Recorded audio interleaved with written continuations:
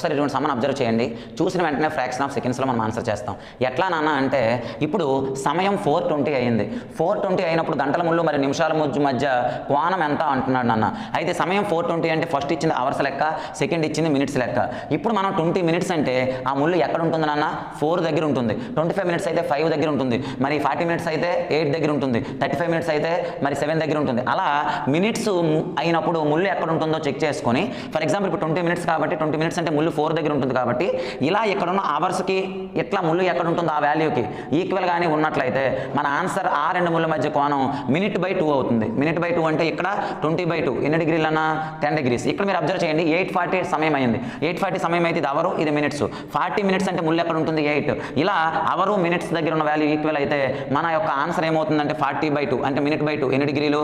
20 degrees. అట్లానే ఇక్కడ 9 అంటే 45 మినిట్స్ దగ్గర ఉంది అంటే ముళ్ళు 9 దగ్గర ఉన్నట్టు. అటువంటిప్పుడు 9